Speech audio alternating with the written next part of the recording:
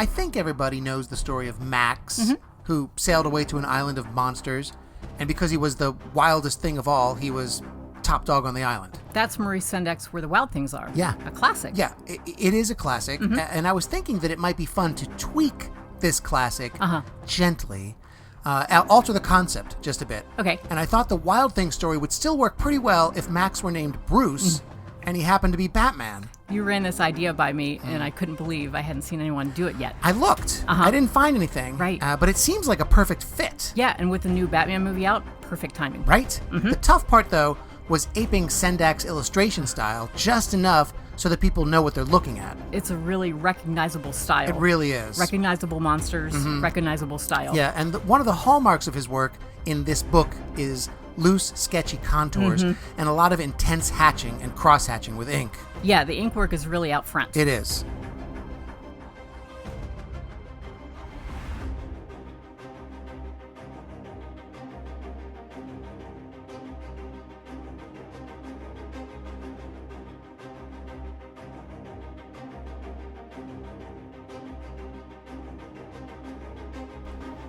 And the hatching's not all the same, is it? No, it's all over the place. Some is loose and some is tight.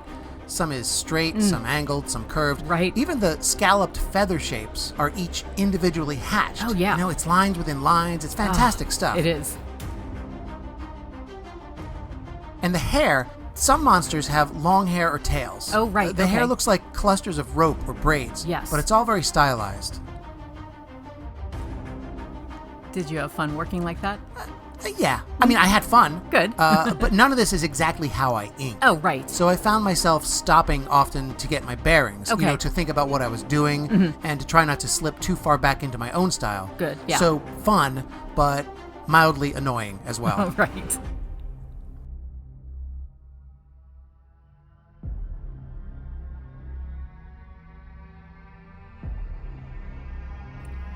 And I'm not sure if Sendak used a fine brush with watercolor or colored pencil. Oh, but yeah. the background lines are a little softer than the figure work, so Right. I penciled those in.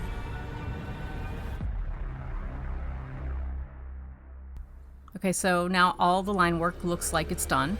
Now the color. Yeah, and I went with watercolor. So there's Bruce wearing his Wild Thing outfit Yeah. that he puts on at night. Did you research Sendak's techniques before you did this?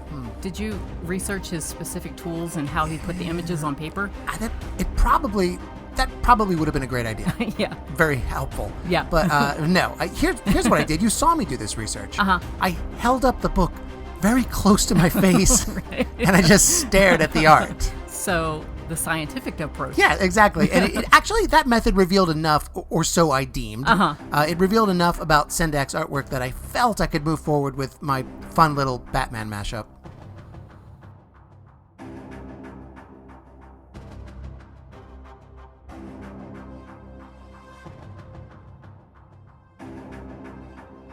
I really love your designs for the Gotham villains crossed with Sendak's monsters. Thanks.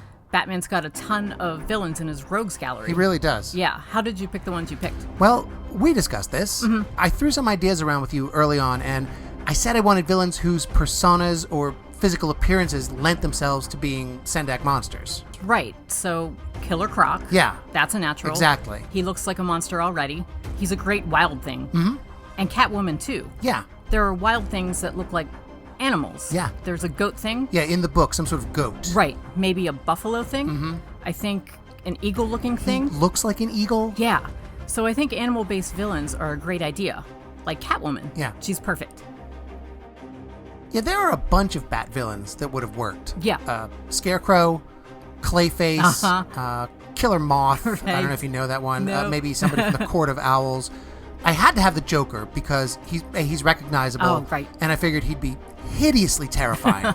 I love that Joker and the Harley Quinn on his back. Yeah, they were fun. Yeah. But it was a tough choice between Penguin and Man-Bat. Oh, Man-Bat. Right? Yeah. I really wanted to do a Sendak Man-Bat, but I think Yes. his wings would have been too much for this composition. Oh, right. Yeah. They would have covered too much of Gotham City. Right. But I guess I could just keep going with this project. Yeah. And, maybe he'll end up on another page if I do one. Awesome.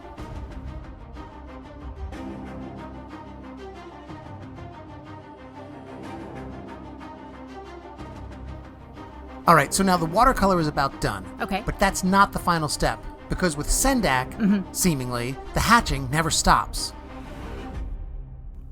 Colored pencil. Yeah, if you look closely at the illustrations in Where the Wild Things Are, you can see there's hatching all throughout the image. Oh, yeah. But not just in the black ink. Okay, right. Again, I don't know if Sendak used a fine brush and watercolor, or inks maybe, or right. colored pencil, but I felt most comfortable recreating that feel with the colored pencil. Okay. So I just layered it on line over line until I got close to what I was aiming for. And that's the final step? It's just about the final step. Okay.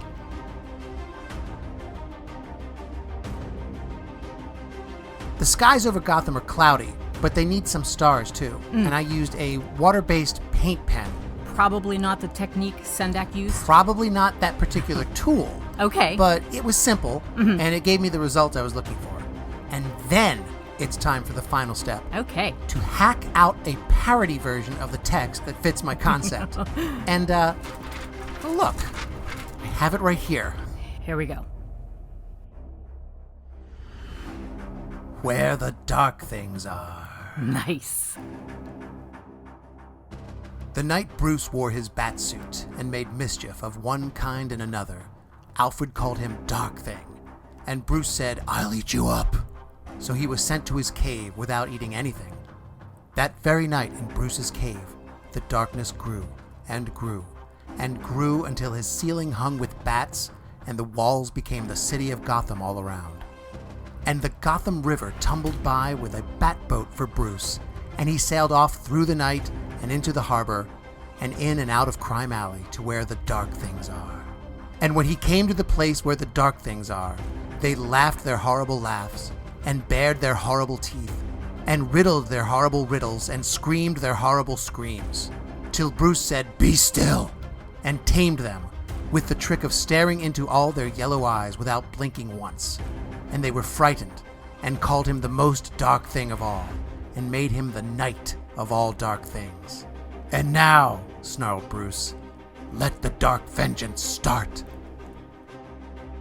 And then there's, several pages of Bruce beating the tar out of the dark things. Of course. "Now stop," Bruce said, and sent the dark things off to Arkham without their supper.